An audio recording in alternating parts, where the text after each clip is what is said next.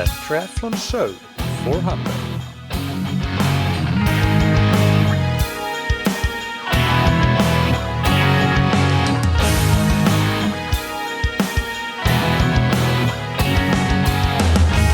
Hey, what's up everybody, and welcome back to another episode of That Triathlon Show, the podcast presented by scientifictriathlon.com. I'm your host Mikael, and on today's episode we have another Q&A episode. This week the theme is gear and technology. Just as a quick reminder and a quick piece of housekeeping, I guess, if you're interested in asking questions for future Q&As, then the best thing to do is to sign up for the Scientific Triathlon newsletter on our website, down in the footer of the website to be specific, because I always put any requests for questions in the weekly newsletter, which usually comes out on Thursday morning European time. The other option is that you can follow us on Instagram and follow along in the Instagram stories, because I also put the request for questions there. However, of course, it's quite easy to miss an Instagram story because they disappear. So that's why I'm saying that the newsletter is probably the best option, because that one is easiest not to miss any requests for questions that I put out. But all right, before we get into this week's Q&A, big thanks to our sponsors, Precision Fuel and Hydration.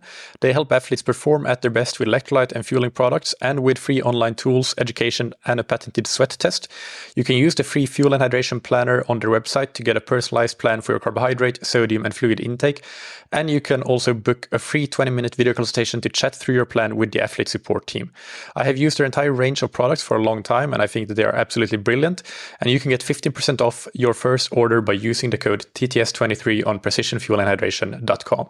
And thank you to Zen8. The Zen8 indoor swim trainer allows you to improve your technique, power, and swim training consistency, even when you're short on time. It's a great tool for busy athletes because you can do a quality workout in just 15 minutes at home, even on days when you don't have time to get to the pool.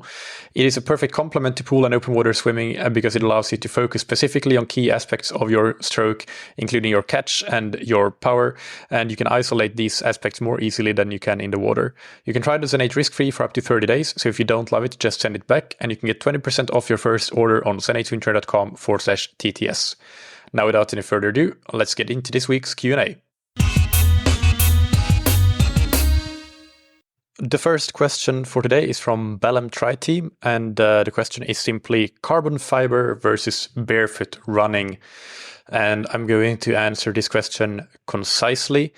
If you want to run fast, then carbon fiber shoes for sure. I don't know that there are any real benefits of barefoot running. I do like the thought actually of using barefoot shoes in the gym to make sure that you really work all the small muscles of the foot, work on foot stability. But in terms of running, the only real scenario where I would see barefoot running barefoot running shoes as an option would be that you would still do all of your runs in normal running shoes, let's say, whether they be carbon fiber or not, but then finish one or a couple of runs per week off on a grass field with barefoot shoes to work on some mechanics, do some strides and so on. This is actually very theoretical, as I've personally never done this or even prescribed this. I've never used barefoot shoes nor coached anybody that used them, but that's the extent that I would go to with using or prescribing barefoot shoes, just some really short biomechanics focused work on the run.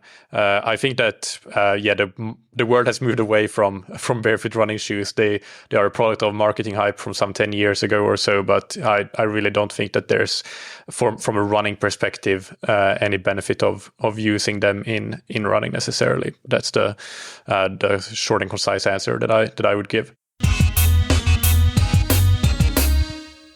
The next question is from Vesa, who asks, crank versus pedal-based power meter. What are the pros and cons of each? So I think that some people still see the crank-based power meters as gold standard because this was the one way really that power could be accurately measured back in the day when power meters first came to market. These days, from my understanding and my knowledge, I think that pedal-based power meters have come so far that I don't really believe there is any relevant difference in accuracy or precision.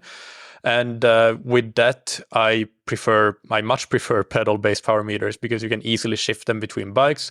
But also, and this is something a lot of people don't consider, when you size down in cranks, which I think a lot of triathletes should do, you don't have to buy new cranks with a power meter included, which would obviously be a lot more expensive than just going to a normal non-power meter crank of a shorter size. So that is a big advantage, that you have the flexibility of easily changing crank length without having wasted your money on the crank-based power meter.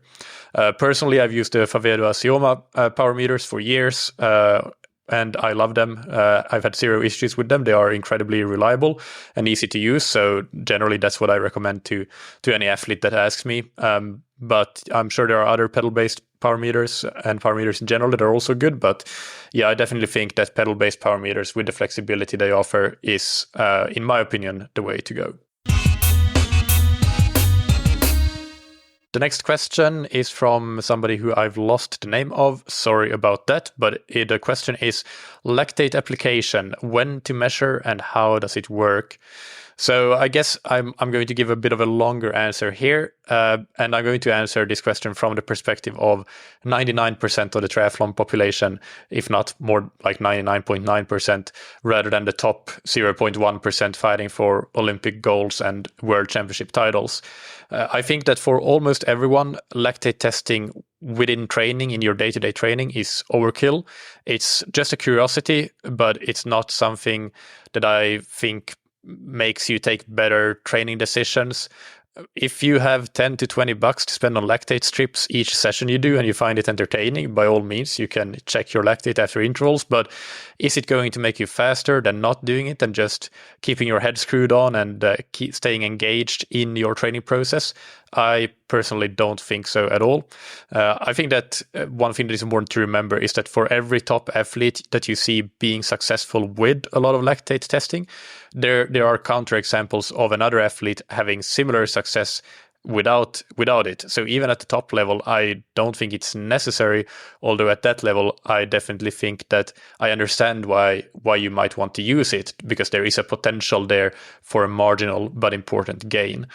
Where I do think that lactate testing has great utility, however, and now I'm talking even for amateurs and most, the 99% of the triathlon population, is in doing formal testing every once in a while to establish training zones and thresholds. So in a formal test like this, you would establish your first and second lactate thresholds, your LT1 and LT2, and you would get to know these in terms of where are they in terms of heart rate and power or pace, depending on if it's a bike or a run test, and also RPE. Never forget to also take note of RPE for each stage in a lactate step test. So this will allow you to set some training targets. So for example, in your low intensity training, you would want to make sure that you are below that LT1. It doesn't mean 1 watt below it, but it means that you have a big zone where your easy training, your low intensity training should be done, and where in that easy zone it is. That's more of a nuanced question that has a lot of different answers, and that's beyond the scope of today's discussion. Establishing LT2 is the one that a lot of people find the most interesting, because that is your quote-unquote threshold, or even your FTP, or a lot of people would equate it to the FTP. But I actually think that the LT2 is less important. It is still useful, but it is less important because you can use alternative tests like critical power, critical speed to assess that kind of boundary between the heavy and the severe intensity domain. So basically what that allows you to do in practice is that it sets the boundary or the range where below a certain range of heart rate or power or pace, you're clearly in the kind of steady state, high aerobic work range. And that's what we call quote unquote threshold training. And above that, you are clearly in a non-steady state. So that is the domain where you would do your high intensity training. Please note here that I'm talking about this. I talked about LT2 as a range, and this is important because there's no point thinking that your threshold is at exactly 245 watts or 445 per kilometer or 738 per mile. There's no such accuracy or precision in these measurements, and there's also a threshold is really quite a bad word, because it's not as if things change dramatically when you go from just slightly below threshold to slightly above threshold. It is more of a phase transition, and I will link to an article by Dr. Mark Burnley about that. But either way, knowing your LT1 and your LT2 can be useful for these reasons, because it does establish more or less where are the phase transitions between these different intensity domains, the moderate intensity domain, the heavy intensity domain, and the severe intensity domain, or in more layman's terms, I would call it low intensity training, moderate intensity training or threshold training, and high intensity training, or let's say VO2 max or interval training. So you could, if you wanted to, you could do formal tests to establish these thresholds and zones a few times per year even. But even if you do it just once per year, that's pretty good, because it does allow you to monitor your year-to-year progress. And also the relationship between lactate and heart rate would generally stay fairly constant over the course of a year. So even if your speed or your power gets better at your LT1 or your LT2, so that's something that you can't keep training to the same speed or power levels necessarily throughout the year, but your heart rate is unlikely to change significantly unless you are very new to training. And the same goes for RPE. So having those calibrated would give you actually a calibration of heart rate and RPE to lactate that would last you for a fairly long time and be pretty accurate, even if it's many months later or even up to a year later. So the most important use of formal lactate testing like this, as I kind of alluded to already, is not to assess your LT2, but I think that LT1 is the more important one, just to make sure that your low intensity training is at the right level, so that you don't get it wrong and train too hard, being constantly at or above LT1, because that could be a really big obstacle for you to progress. Also, the reason that I think that LT1 is a lot more important to assess than LT2 is because we really don't have many good field tests to really accurately assess LT1. We have the talk test, which is pretty okay, but some people struggle with finding that useful or knowing exactly when they are huffing and puffing too much versus not. So I think that for LT2 we have better alternative tests like the critical power, critical speed tests. Even a traditional FTP test would not be a terrible way to go about things. But for LT1, I think that's where we lack alternatives, and it's probably the more important parameter to know anyway.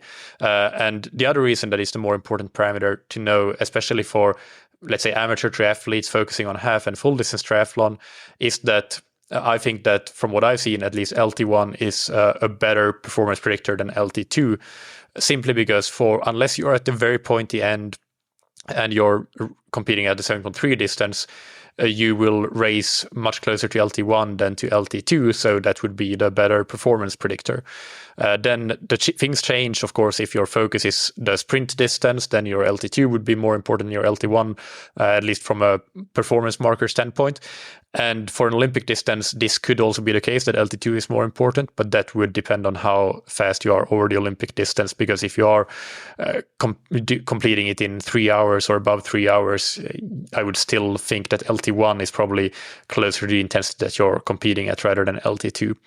So I guess a logical question that I might get if somebody was now standing in front of me and following up on what I'm speaking about here is, well, why don't I need to do tests very frequently to make sure that all my thresholds are up to date all the time, or even indeed take samples during the sessions to make sure that I train at exactly the right intensity? And I think that it comes back a little bit to the fact that we're not talking about an exact science with your threshold is exactly this or that. And also we're not talking about dramatic changes in your physiology when you go from just below a quote unquote threshold to just above. Again, it comes back to those phase transitions that I mentioned. And I'm not aware of any evidence that compares training with lactate intensity control versus doing a similar training program, but just using the traditional metrics of RPE, heart rate, and pace or power, and not using lactate in day-to-day training. So I don't think any study has been done that has compared this. And it would be an interesting thing to see. Absolutely, I would be all over it if somebody conducted that study, but I don't think it exists. And just because some top level athletes are doing it in training does not mean that it's absolutely certainly the best thing for every amateur athlete to do as well. So I think that what should be a much bigger interest and concern rather than using lactate in your sessions should be, am I really good at using power, pace, and RPE and heart rate in my sessions?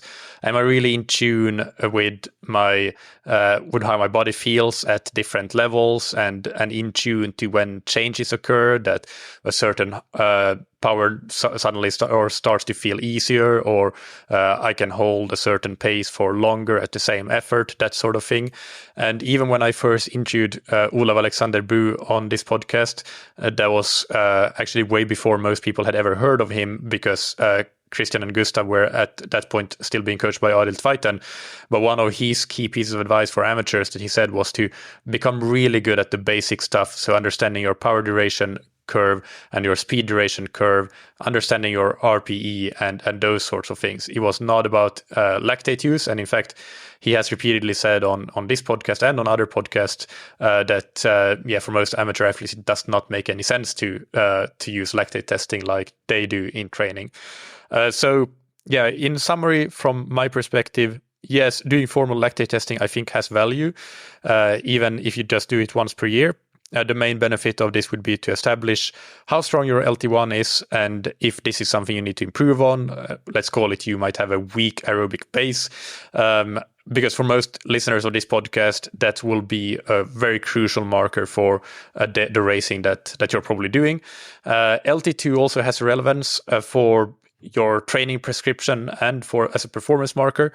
But with LT2, it is less important because we just have good alternative tests. And of course, I know I already said it, but LT1 is so crucial also because it really allows you to make sure that your low intensity training is really low intensity training and it's not too hard. And this is quite common in amateur athletes. And that is why I do think that formal lactate testing, while it is not necessary to be good, it can have quite some value. I do have one final caveat though. If you do decide to do formal lactate testing and you do it in a lab, I think that a lot of labs provide these tests on autopilot in a very lazy way with no critical thinking or actual analysis. They run the numbers through an algorithm and spit out the results. And it is understandable that these algorithms and analysis tools exist when we talk about scientific research, because we have to make these threshold measurements objective when we're talking about scientific research. We just can't have them be eyeballing the curve and doing subjective analysis. But I think that for an individual, running the numbers through the algorithm is terrible, or it can be terrible at least, because it doesn't really give good results for all individuals. So actually the best way to establish where your LT1 is and where your LT2 is by simply looking at the lactate curve. And this is something that Mark Burnley and I discussed how to do in episode 330 when I interviewed him.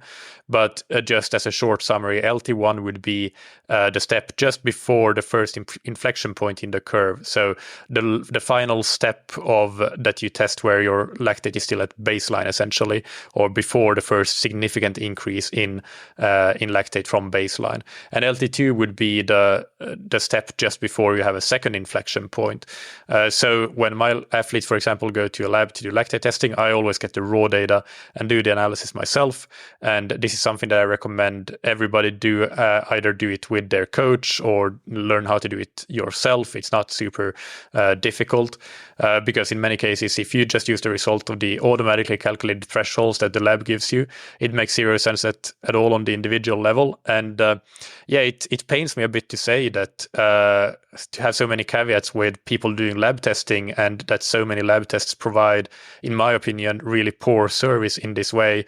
The same would apply with a ramp test and with gas exchange tests, because I am in general a fan of understanding your physiology better and doing these sorts of things. But it's just that some of these things that are done on autopilot and without critical thinking and analysis just can end up actually hurting the athlete more than helping them.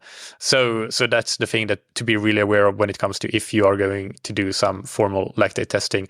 And actually, if you think that maybe could do lactate testing, but I don't know how to do the analysis and I don't have anybody that I would ask, then to be honest, it's not the end of the world to not do it. You can definitely use just a good old-fashioned common sense and just learn how to be really in tune with your body without any of these gadgets, really. So it's absolutely not the case that you're going to be at a disadvantage generally, but it is there are some interesting additional data points, I guess, that lactate can bring you, but it is not necessary to be a good athlete or to train optimally, I don't think.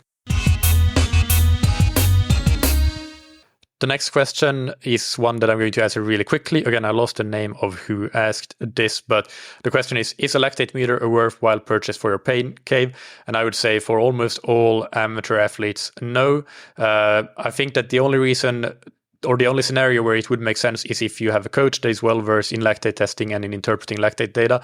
And if you're at the point as an athlete where you've already nailed the basics of training and are now starting to look for the finer points of optimizing and fine-tuning your training process, at that point it might make sense. But you also have to be ready for a bit of a learning curve in learning how to even sample the lactate data yourself. It's not super easy necessarily, and I do recommend sampling from the earlobe rather than the finger, which is harder as well. So it's more of a learning curve than what it looks like on YouTube normally.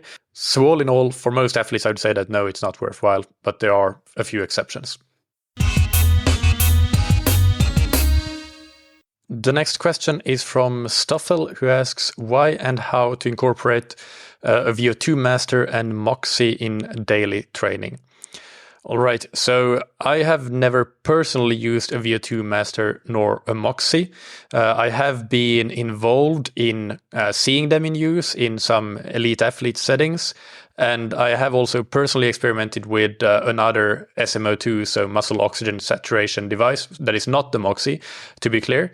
So I have some experience of the actual method or the type of measurement, but not the device itself. And I do know that a lot of people say that the Moxy is the gold standard in muscle oxygen saturation. So maybe my answers are not completely reflective of what you would get with a Moxy.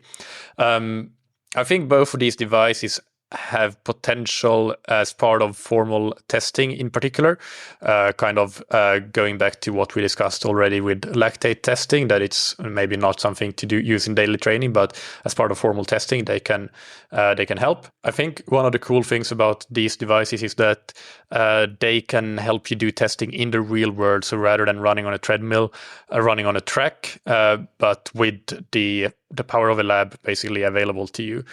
So starting with the VO2master, obviously it is well known, and as the name implies, for measuring the oxygen consumption. So doing a VO2 max test, knowing your VO2 max, is obviously a very obvious use case of the VO2master. I don't think that that's a very important one, because obviously you want to know your athletic profile, but you know if you have a good VO2 max or not by doing let's say a 5-minute all-out test on the bike, or even something like a ramp test on the bike, like the one they have in Swift. And even though you won't know exactly what your VO2 max is, you will have a good idea of if it's good or not so good. So knowing the exact number, in my opinion, is not actionable, and it's not super important. But that being said, it can be fun. But more important, and maybe a slightly more actionable, maybe not super actionable, but slightly, would be measuring your running economy in particular. Also, gross efficiency in cycling, but more so, I would say, running economy. That is extremely important for running performance, and the longer the performance, the more important it becomes, really. And the thing that you could say about running economy is that if you have a poor running economy, then that could maybe be a sign that you would want to try to increase the volume of running a bit, increase the frequency of running a bit, and maybe adding some strength training if you already have good volume and frequency of running. So that's something that could have some actionable impact. Cycling gross efficiency, same thing really, with both the volume of training and the frequency of training and the strength training. Those would be the main levers that you can use to potentially improve your efficiency. Although the cycling gross efficiency has much less variation from person to person than running economy. And I also think that the scientific evidence for how to improve it is not as strong as for running economy. But yeah, I don't think it's hugely controversial to say that it is most likely the same kinds of things that you would do for running economy. So knowing your running economy or gross efficiency would be a more interesting use case, in my opinion, than knowing your VO2 max. But again, this is something that can be part of formal testing, so not day-to-day training stuff. But another interesting thing that a lot of people are not aware of is that the VO2master measures certain parameters from the respiratory system, which we actually talked about a little bit in last week's Q&A. So it does measure things like your ventilation, your respiratory frequency, etc. And this could allow you to see if the respiratory system is potentially somewhat limiting for you. So those would be the main things I would say with the VO2master, but I would definitely look at them as these are things that could be incorporated in formal testing. It's not things that I would look at using in day-to-day training, which the question is about. Now moving over to the Moxy specifically, or more generally, muscle oxygen saturation, SMO2.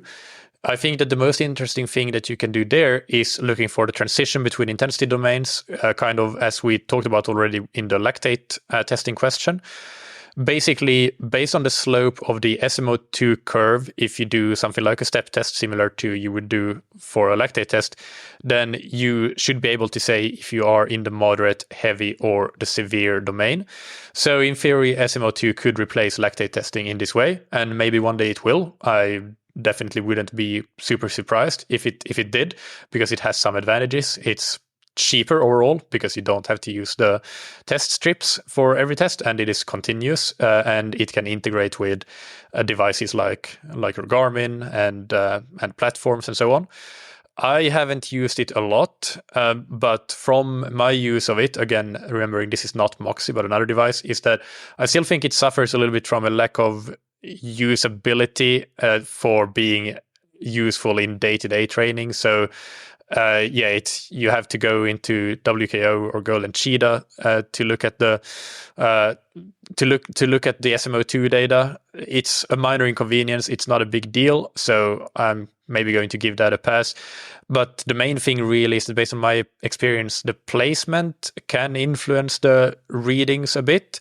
So if you place it a little bit too far medially or too far laterally on your VL, your vastus lateralis, in a cycling test, for example, then you might get quite different readings. And I've also heard that things like pigmentation and adipose tissue thickness and so on can have a big impact there. So that being said, I know that there are a lot of people that use the Moxy and they do it with a lot of confidence in the results. So I'm not questioning the device itself, but it's just, for me, I put in more time and effort into using and understanding lactate. So for me, I have better confidence in that technology still, even though, again, on paper, SMO2 has a lot of advantages over lactate, it being continuous and not having the cost associated with lactate test strips. But this is coming from a full-time coach. I have all the time in the world, or at least I have my working week to spend on learning how to use lactate and how to use other things. If you're a normal amateur athlete that does not have that amount of time, you're not going to get something like a Moxy or a VO2master and be able to benefit from it without putting in significant amount of effort and time into learning it. And that amount of time, the amount of gains that you will make are marginal. So it makes more sense to spend that time, frankly, training and doing things more directly related to improving yourself as an athlete, as we'll talk about in one of the questions further below as well. But yeah, in summary, I would say that the VO2master and any SMO2 technology, they can be great tools in the testing toolbox. I think for formal testing in particular, SMO2, I do see the potential for use in some key training sessions, because it is non-invasive. It is continuous measurement. It can integrate with Garmin computers and so on. But but the devices are way harder to use than people think. And frankly, if you buy them, there would be probably a lot of time spent in frustration or just misinterpreting the data and making wrong conclusions. So I just don't recommend any athlete buy these devices. If you're curious, then seek out a coach or a lab that has them and are really knowledgeable in using them, and simply ask to pay for a test to get the data that. And not having to put in the sunk cost, and it is a big sunk cost with these devices, and also all of the time that you would have to spend learning how to do it properly. It just simply doesn't make sense, and especially with the price of the VO2master, we're talking. I haven't looked, but last I checked, I think it's something like $5,000, whereas the Moxy would be more like $800. I think it's something like that. So I don't think we'll ever get to the point where athletes should have a VO2master at home. Maybe, if anything, we might get there at some point with the SMO2, just like power meters years ago used to be just not worth it for the cost, but now they are pretty much on most serious athletes' bikes. It's not to say that you can't be good without a power meter. Of course, you can be good without a power meter, but it does provide an advantage. SMO2, we might get not to the same point as power meters. I don't think we will get there, but we might get to a point where the price and the potential benefit is at more of a balance, where for some ambitious athletes it makes sense to have them, but I don't think we're there right now. So that would be my take. The next question is from Henry, who asks, triathletes in general seem to rely heavily on tech compared to swimmers and runners. Why? Well, I think that part of it is tradition. For some reason, probably because it was a young sport, not bound by any tradition, triathletes have always been open-minded to not doing things the way they've always been done, but challenging the status quo and see if there are ways that we can do things better. And technology is just one example of that, but it is certainly a good example. So I think that's the main thing, that tradition of running and swimming as sports that have been established for a lot longer, and coaching practices have been passed down generation to generation, really. I do think that the open-mindedness is great, but we have to be careful and become much better critical thinkers. The more products come out on the market and the stronger the marketing claims are that we see. We should be curious. We should be interested in learning more about things that have the potential to improve our craft, but we should question things, especially when they come directly from the manufacturers. And I think, just to generalize a bit, but runners and swimmers probably often fall in the category of, this is how things have been done traditionally and it works, so why would we change it? Whereas triathletes, on the other hand, often fall in the category of naively and uncritically thinking that any piece of technology or any supplement or similar that comes with a somewhat plausible marketing claim will definitely make us faster. And I don't think that that's the right position to take, for sure. So I would just say that whenever we're evaluating any piece of technology, then we should ask ourselves a few key questions. So first of all, does the technology really do what it says it does? What does it measure? And has it been validated? And if so, how? So, for example, let's think about Garmin watches. They tell you that your recovery time is 48 hours. Well, there's no way of measuring recovery time. What is it measuring? It's measuring heart rate recovery, some other parameters that it puts into the first beat algorithms. I'm not really super familiar with how it calculates the recovery time. It's probably not completely open source, but there probably are some white papers explaining a bit more about how they do it. But that being said, what do we know about the connection between heart rate recovery and similar corrections and recovery time? Absolutely nothing. I have never seen any evidence to show anything like that. So it hasn't been validated. So this is an example of where we really need to put our BS filter on with that kind of technology, because the recovery time, it doesn't measure it directly. So what does it measure, and is it validated or not? In this example, it is not validated. And another question that we need to ask ourselves is what it does or what it measures of any relevance? So I gave an example above, VO2 max. If you get a VO2 master and you measure your VO2 max, does it change your training in any way? Probably not. You know if you have a good VO2 max or not, as I said, based on things like your 5-minute power, 5 minutes pace, that and or ramp test result. So yeah, and you're not going to be using the VO2 max in training really. So yeah, is what we're actually measuring relevant, because we can have all the data in the world. It doesn't make us better athletes. The key question is, what is the data that can make me a better athlete? And it's probably better to be really good at using a few data channels than being garbage at using a ton of data channels. So that's a really important thing to keep in mind.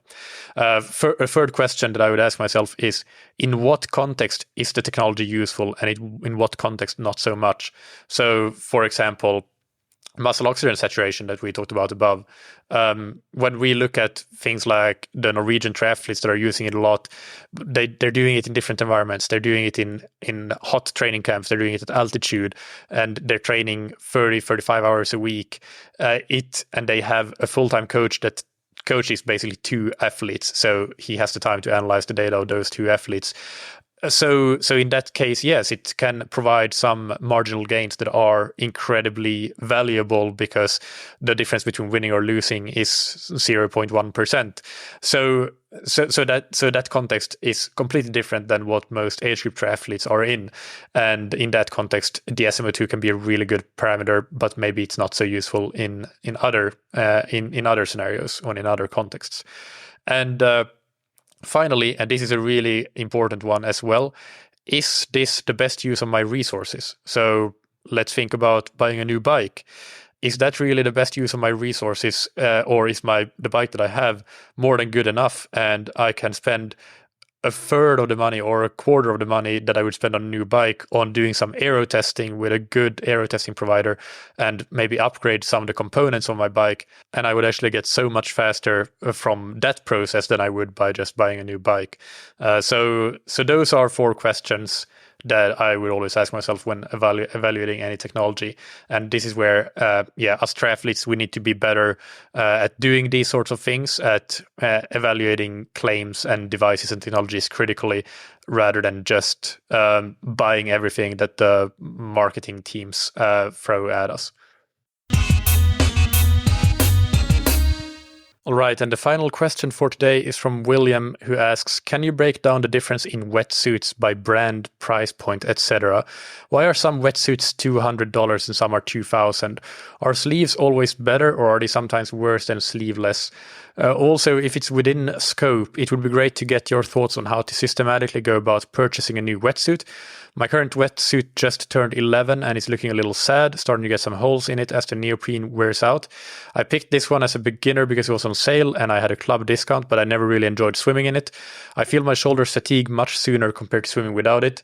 Now that I'm a bit more experienced, I'd like to be more systematic for my next wetsuit. Is there any way, besides ordering a selection of wetsuits with some decent return policies and trying them on, any way to narrow down the list of wetsuits to try? So that is a really good question. Let's start with the easiest part of it, which is sleeved versus sleeveless. I recently had Professor Maria Francesca Piacentini on the podcast to discuss the science of wetsuits, and one thing that she said that the science is pretty clear on is that sleeved wetsuits are faster than sleeveless. On average, that is. But still on the individual level, if you really struggle in all sleeved wetsuits, I don't think you do because you've only tried one wetsuit really, but there are maybe a handful of people that will apply to, that really cannot get comfortable in any sleeved wetsuit, then yeah, in that case, I would say that a sleeveless wetsuit will still be faster, because if you're not comfortable, then yeah, that's going to be a big problem, and especially the longer the distance is, that could be problematic.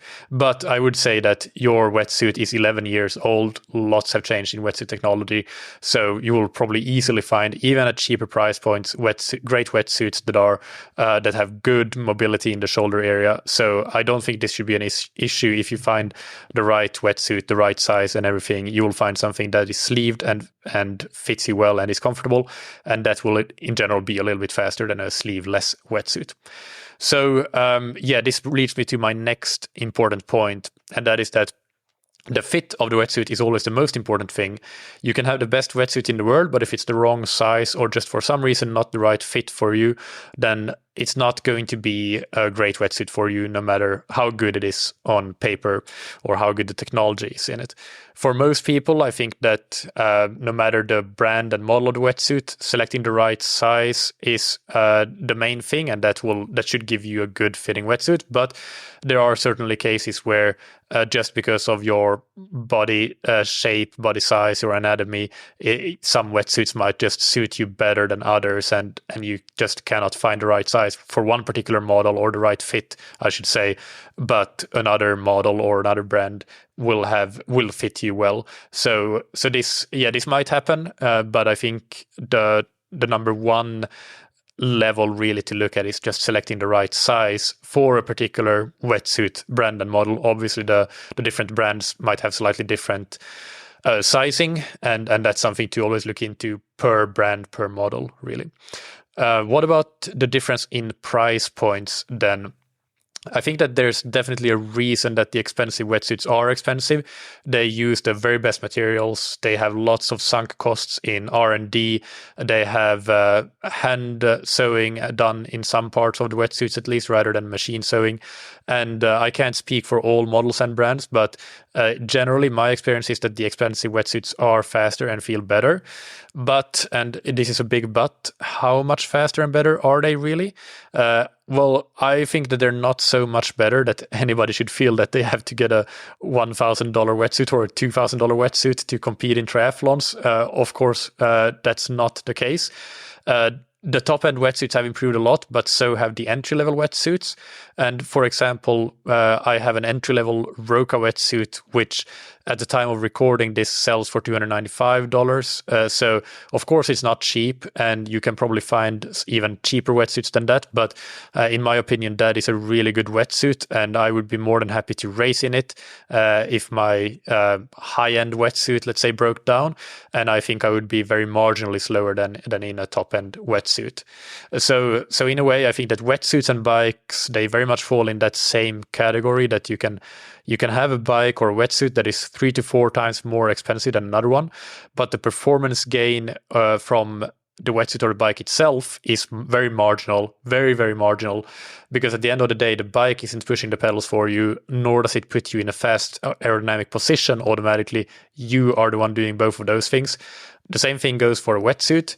It might be the floatiest and most flexible wetsuit in the world with all the bells and whistles, but first of all, it has to fit you well.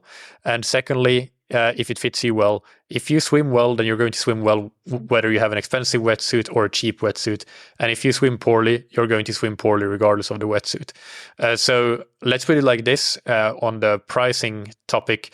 If you have $1,000 to spend on improving your swimming, including spending some of it on the wetsuit, I'd probably spend $200 to $300 on an entry-level wetsuit from a reputable brand that is good, that is a perfect fit for me, because remember, that is the number one thing. That leaves me $700 to $800, and I would probably use a good chunk of that. Let's say spending $300 to $450 on joining a swim squad for 3 months. Now, okay, I'm not exactly sure about the prices here. I did Google around a little bit, and it would depend a lot on the location you are, I guess, and also the country, of course. But let's say for $300 to $450, you can join a swim squad for 3 months and get to swim with them as much as you want. But it might be just a regular 3 times a week, and that would be fine. And I wouldn't do this because it's always better to swim in a squad than to swim solo, but just because what it usually does for a lot of people is that it makes them swim more often and do longer sessions, and just swimming more. That's the number one key in becoming a better swimmer. So yeah, again, $300 to $450, $100 to $150 per month for a squad. That sounds to me like a reasonable price that you could find a swim squad for. And then we are at $550 to $700 spent, which means that I can probably, with the remaining money, $300 to $450, I can get, let's say, 2 one-on-one coached swim sessions with video analysis for the remainder of the money. And that would probably shave 5 to 10 minutes off your Ironman swim, of course, depending on where you start at. But for the typical age grouper, I would say that would shave 5 to 10 minutes off your Ironman swim, all of those things, getting that standard wetsuit and spending 3 months in a squad and having a couple of private sessions with video analysis. Whereas if you just spend all your money on a $1,000 wetsuit, then you might gain 1 to 2 minutes. So I'm shooting a bit of it from the hip here, of course. Everybody's individual, but I do think that in general, that is the trend that we would see if a lot of people try to take one of these two approaches. So I think this is a great example, actually, of how we need to think about prioritizing where our triathlon money goes. It's less about gear and more about acquiring the fitness and the skills to swim, bike, and run better. So yeah, that's what it's about. So if you're already swimming a lot and have already done lots of sessions with swim coaches to get feedback on your technique and so on, at that point, the 1 to 2 minutes saved with the best wetsuit possible could be well worth it. But yeah, if you're more of a 1:10 or slower Ironman swimmer, 35 or slower half Ironman swimmer, you can get more bang for your buck by spending less on the wetsuit and more on other ways to improve your swimming that I basically listed above. And yeah, the final part of the question about the process of buying wetsuits, it's not easy. I don't have any great solutions, unfortunately. If you have friends, maybe you are part of a tri club, then you could ask people with a similar body size and shape as you if they have wetsuits that you could try, and you could see if you like the wetsuit, and then you could just order that and order the same size. But that might not be possible. The other option could be if there is a brick and mortar store locally that sells wetsuits, triathlon wetsuits, I'd suggest discussing your options with them. They might have some things they could offer. But other than that, if that's also not an option, yeah, I would just select 2 to 3 wetsuits that you think might be good for you based on reputation and reviews, and that is in your target price range, and order them to try on at home and return the ones that don't fit. It's annoying, it's inconvenient, but I just don't think there's many options to that, really. There is an opportunity here, like in the running shoe business, I think, that for some brick and mortar stores to offer shoe testing and purchase of the best pair as a combined service product. But you could argue that in wetsuits, maybe there will be brick and mortar stores that allow you to try a wetsuit on and actually swim in it and then buy it or do that with a few wetsuits, obviously. But sadly, I don't think that this exists much today. So yeah, it is just a bit of a hassle. I hope that you enjoyed this episode. As always, you can find the show notes on scientifictriathlon.com, and I have plenty of links there to related episodes, articles mentioned, and so on. So have a look there or in the podcast notes in your podcast app. If you want to improve your triathlon performance and level up to achieve your next goal, there's probably no single better thing that you can do than to get some expert help along the way. At Scientific Triathlon, we provide coaching services that cater to every need from beginners to professionals. Where the athlete is in the center, the coaching is grounded in communication and individualization, and the coaches all have a wealth of experience, knowledge, and coaching skills. If coaching is out of your budget or not for you, then we also have ready-made training plans for different athlete levels and goal events. And hundreds, if not thousands, of athletes have already set big PBs and reached new performance levels with these plans. For the ready-made plans, we have exchange and or money-back guarantees, so it's a risk-free investment. You can find all about our coaching, training plans, customized training plans, and consultation options on scientifictriathlon.com. And to discuss your options, you can email me on michael@scientifictriathlon.com. And big thanks to our sponsors, Precision Fuel and Hydration, that you can find on precisionfuelandhydration.com. If you're looking for electrolytes and fueling products, I would highly recommend trying them out. You can use their free fuel and hydration planner or even get a free video consultation with the team to prepare your race strategy. And don't forget to take 15% off your first order with the code TTS23. And thank you to Senate. Use the Senate swim trainer to improve your technique, power, and swim training consistency. Even if you have just 15 minutes at home available, you can get a time-efficient Senate workout done that will help you swim better and stronger. You can try the Senate risk-free for up to 30 days and get 20% off your first order on senateswimtrainer.com/TTS. Thank you, as always, for listening. Keep training smart, keep loving triathlon.